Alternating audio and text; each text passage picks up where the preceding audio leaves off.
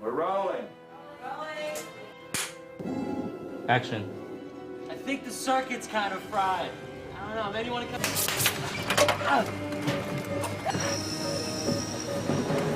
The gamma's too high! Get out! And pow! And you go back to original framing. I would like to translate the excitement, the comic book, to the audience. Action. But I think in the comic book, nobody really cared about Bruce Banner. He's a loser, he's a wimp. I need somebody who has the Bruce Banner manner and the look, but in the same time, potentially he has to have that Hulk in him. I chose to work with Eric Bana because I found he has those qualities. At the beginning, Aang, I can be lower, can't I? Just for the start. I sort of need you to do both. Okay. Eric has that kind of power and that bottled up rage, you know, that was so essential to the Bruce Banner that we were creating for the movie. You're making me angry. There's something really caught off guard in his expression, you know, very vulnerable and kind of stuck, kind of scared, kind of vulnerable and like a little boy. There's something about his performance that just engages you. You want to watch him. You can't stop watching him. He's excellent. You'd know I'd never hurt you. I think you already have. Through Jennifer and her performance as Betty, we come to care for Bruce Banner, and we come to understand the Hulk. She's the one who cares for both of them. And we'd be watching dailies, and we'd all be crying. That's the kind of truth and emotion that Jennifer Connelly is able to bring to the film and to the role of Betty. She's brilliant, and she is beautiful to look at, and she brings intelligence to the movie. She has most of the quality that we're looking for in Betty Ross. She comes onto the set and you just always get to the heart of it. It is quite a special experience working with her. Yeah. Aang is somebody who really works with people he respects and who gets the respect back from them. It was wonderful to see him working with people, let's say, like Nick Nolte, who was so engaged at the kind of philosophical level with what the script was about, that he and Aang would just have hours of discussion. Or Abraham looking up at a god, or Jesus Christ Superstar asking why. Okay. He's totally crazy, and I had one of the best time in my career working with Nick. He is always passionate about whatever the texture provide him. Any line you give him, any set you give him, he embrace it, he feel it. He's just purely brilliant in the movie. This was a very surreal experience for me because Nick and Sam are quite literally two of my all-time favorite actors.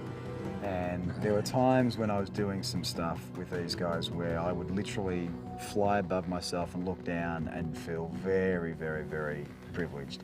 If you ever come within 1,000 yards of my daughter again, I'll put you away for the rest of your natural life.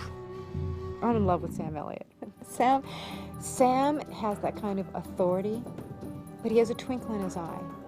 We did not want General Ross to be a cardboard cutout of a bad military guy. And you know with Sam Elliott playing General Ross that there is going to be something humane at the heart of a general. Sam Elliott is, aside from being a guy who looks great in uniform, is really an actor's actor. I mean, he simply has achieved a level of craft and stature that's almost unparalleled. He kind of is the general. Josh Lucas is somebody who has made literally dozens of films in the independent sector and was waiting for his day to emerge as a leading man. You turn green and all these guys come in and kill you, and I perform the autopsy. You don't? And maybe I go too far and break your neck. Josh understood the movie completely from the get-go. He understood that he was playing a character that was in a comic book and that he could be a little bit broad, and he was depending on Aang to tone him into the tone that Aang wanted. He loved being the bad guy. His character Talbot is quite glossy and the bad guy, and he had a blast doing that. Eric and I were sort of more the straight men in the middle in this sort of strange comic book world, you know. But it was really nice coming onto the set. We've got a terrific team that Aang has chosen to work with on the film. There's Rick Heinrichs, who has done a number of the Tim Burton films, and the production design of this film is tremendous. And James Schamus, who's written a fabulous script. My relationship with Aang now, we're on our 8th film. It's pretty much just an old married couple. He bothers me incessantly with appeals for very in-depth philosophical discussions as to why I'm doing this, why are we making this movie, what's at stake, until finally I can't take it anymore and I tell him to go away and actually write the screenplay. And Fred Elms, who's a longtime collaborator of Aang's, is our director of photography. The look of the film is just luminous. It's an indie sensibility brought to an epic comic book canvas. Aang brought in an entire sensibility and a focus on what is it that drives Bruce Banner? What is it that brings the Hulk to life? It is a movie that has that kind of emotional depth. And, you know, and let's face it, drama comes out of conflict, and there's conflict galore in this movie. Action.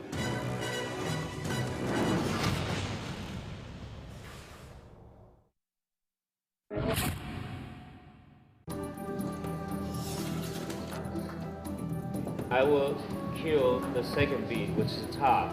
That's when Hulk stand up. So you wait until I call and go. Boom. That call and go. So you are and you're go. All right, is everyone clear? Let's spin it out and go to work. And we are rolling. Be careful, Mark. 3, 2, 1, go!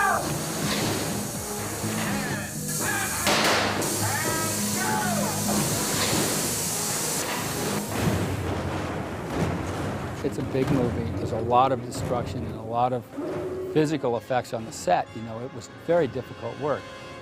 Whatever the Hulk does, comes in contact with, manipulates, pushes, shoves, breaks, touches, lifts, falls under the category of the on-set physical effects crew, which is my team. In this movie, we destroyed the entire lab, which was giant. Those are real walls that are coming down and real windows that are being broken, real lab equipment that's being destroyed, and there's nothing phony about it. Ready, and door, go! And I think that a lot of people who see this movie might think that that is a regular-sized guy in a miniature set plowing his way through it, because it looks that real. We moved on to San Francisco, where we took 12 cars and rolled them down Telegraph Hill with the Hulk cracking up the street, tipping a cable car with people falling out. The entire street's supposed to erupt, and everybody's supposed to react to that.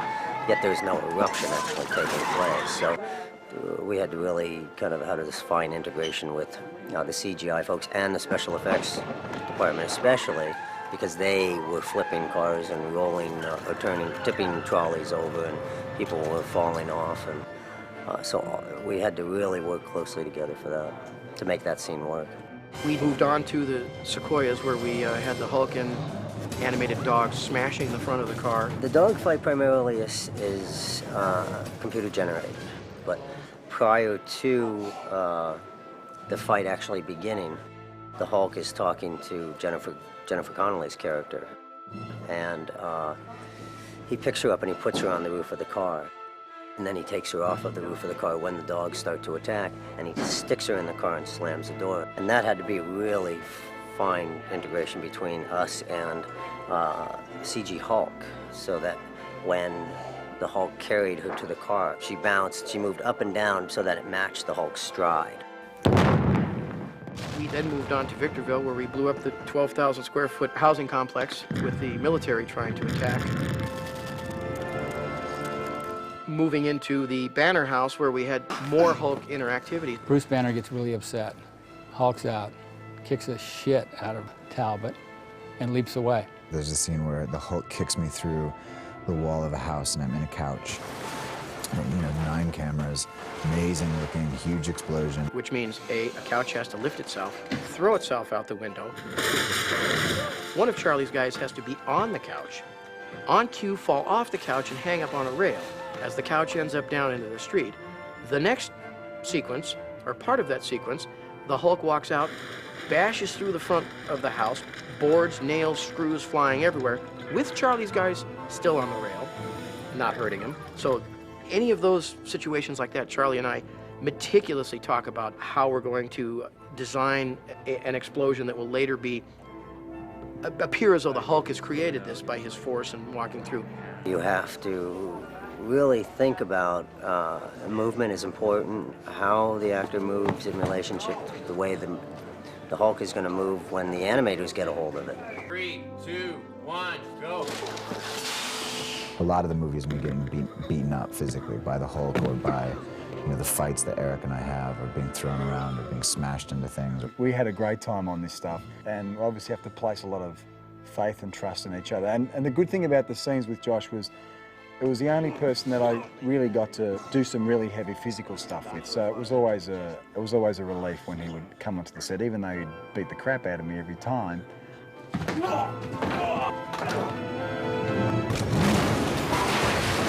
I think we've gone 10 steps beyond what the other movies have done right now in terms of integrating our character into real life. Our character gets involved right in the middle and walks through and touches things and lifts things and comes in contact with things way more than any character, I think, than you've seen before. My ultimate goal is to, in a finished movie, not have anybody know where we've handed off from animation to real life. It's been a really busy picture. It's been a really kind of satisfying one for me.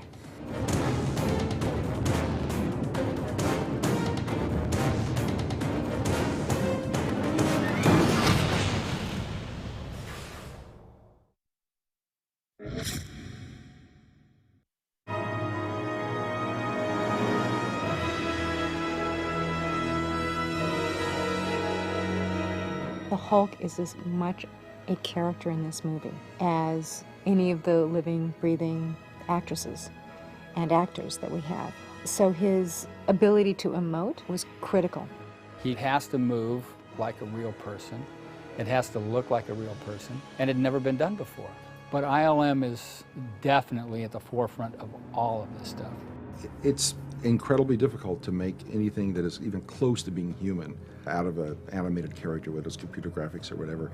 Because as we look at each other, we know that 300 little recognizable body motions that mean something. So we've had to learn all those and apply them to the Hulk correctly so that you think the Hulk has got this kind of childlike personality.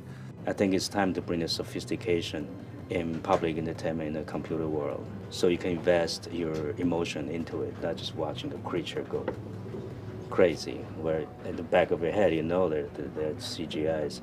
I want to see if I can break that barrier. The first step is to design the character. What does he look like? The very first step we took was to do some concept paintings on how realistic was the Hulk's body. Is it a completely believable human musculature? Or is it more like a comic book where everything's bigger than normal? And that was probably some of the first explorations that we went through. When the LA department sent us the maquette, actually, in fact, this is the maquette that they sent us, this really kind of nailed for us what direction Aang wanted to go to. There are 3 different Hulk creatures in the film. The trick was that he had to transform from a real live actor, from Eric Bana, into these various Hulk sizes, so all of the Hulks had to be built with those parameters in mind. From that maquette, they build a CG model, which has every single element in that model, how it actually moves. We were constantly making new versions of the Hulk. It's a very, very painful, long process about putting all the little detail. We have a whole team that just simply does the paint. Every little pore and every little detail, that's their job. Another team that's just sculpting the muscles. We bring in bodybuilders. We do extensive research on how the muscles bend. Taking on this task, we knew that we had to get realistic poses out of the creature, and then on top of that, realistic muscle animation and skin performance as well. We combined a lot of muscles that usually work together into these multiple stage shapes, where you could have one slider that would dial on a series of muscle motions, and then we'd wrap the whole creature up with a dynamic skin that would slide over the surface of these muscles. There are a few technical challenges that we knew we had to solve in order to have Hulk be a believable human, and one of them was the skin itself. And I think we painted 100 different maps of paint and hair and wounds and specularity and all sorts of things to convey the translucency in skin and the realism of skin. And then after the model's built, then it's a question of animating that model to look like it's working. I think we use every single technique ever discovered in animation. It's really getting to the essence of the performance. Motion capture might be a way of getting there, but really what it is sitting down with Aang and saying, what are you going for here? We would show video of ourselves to Aang. We'd say, what do you think? Could Hulk act like this? Could he run like this? Anytime things were overly clean, he would say, no, that looks like animation. And so really the goal here is to not make it look like animation, to go for all those imperfections that come out of real life. After the animation is approved, a technical director lights the shot based on some information that's gleaned from set and also referencing other shots in that sequence and coming up with unique ways to incorporate the character into the scene by moving objects around him. We found through learning and just experience different ways to make him really mix into the background was adding things like dirt onto him and having him kick up dirt and just interact with his environment much more so than we ever have before.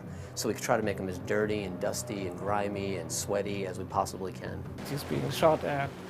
There are wounds all over his body. You have to tear the skin, you have to have it heal again. He's interacting with water a lot, so you have to take care of all his wetness values and create a paradigm for that. Generally, the animation is done several days or weeks in advance of when it actually comes to us. And then it's our job to integrate that into the scene. So it's a matter of lighting it, shading it, putting a skin texture on him. Here's the infamous Hulk throwing the tank shot, or DA-24 as we call it here. There probably were 3 to 4 dozen elements that added up to make this shot. You could see how the tank tread breaks off and all these different dynamic things that the animation team takes into account and does a great job with the muscle flexing and the hard surfaces reacting in a real way. This represents a computer-generated ground plane, and here's some computer-generated dust. Where he starts spinning it around, you can kind of see the footprints be depressed a little from the wind. So all these elements add up to this final shot. It's all about chaos in this sequence, trying to get it as chaotic as possible. And it's getting sand and dirt in the air and on the Hulk. I'm interested in telling a story and actors. I mean, I care about the actors, and they're reacting to the work that I do, and my work is to react to the work that they do, and it's very close, and to me personally, to do this. A huge amount of effort, of course, went into making this thing look absolutely real, so you don't even think about it as an audience member. All you're thinking about is the character. The technology should be invisible. Only when it's over, do you say, wow, how did they even do that?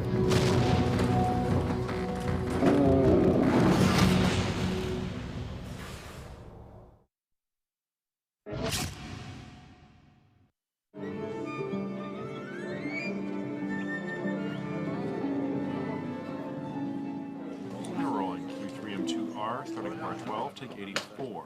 Recording. Speed.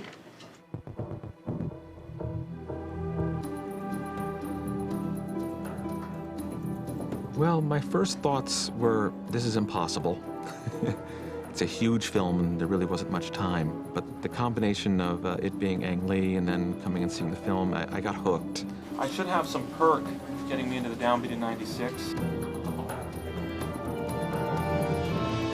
Something I don't quite have experience on. It's a big Hollywood movie that has an adventure, heroic taste to it. For this kind of movie, Danny knows what he's doing, so I think he can help me a lot on this particular genre. But in the same time, I was telling him I don't want a Danny Elfman. So I'd be playing music and he'd go, no, that's too Danny Elfman, too Danny Elfman. And I really liked that. That's good for me. And so he was challenging me often to move outside of my own perspectives. Hulk is about the artificial way that we brought the inside alter ego out to exposure. So we want both the majestic grandness of the classic horror picture and grandiose to it. His perspective on the characters in the movies was always very clear. He seemed to know how he felt about it, and his clarity made it much more easy for me to work.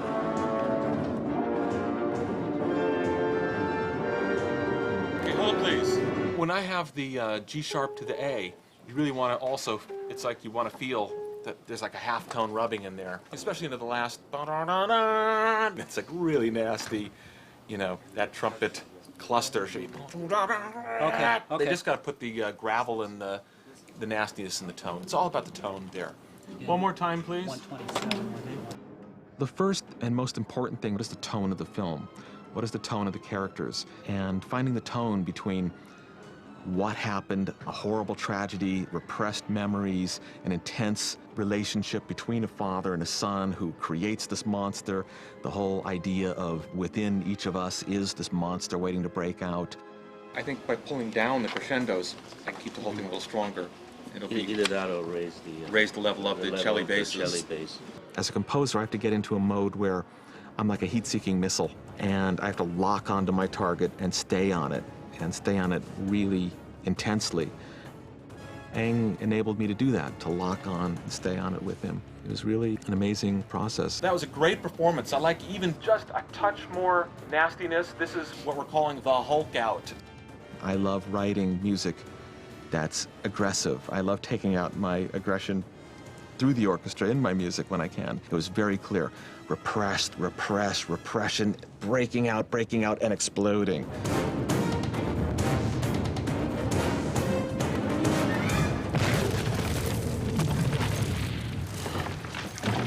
Very exciting. Your music finally put into your movie to see its completion. It's a great pleasure.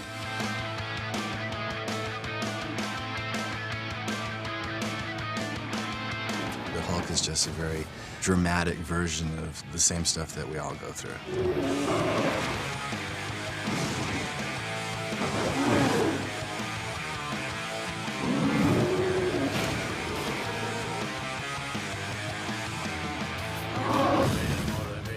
Aang had a lot of intensity about the movie and his art form.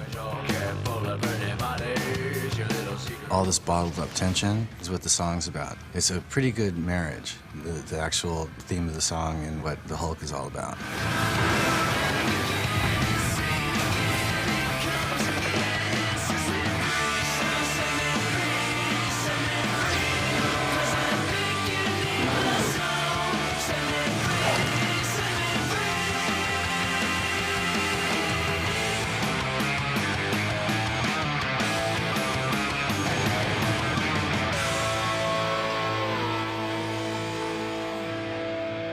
Hulkamania.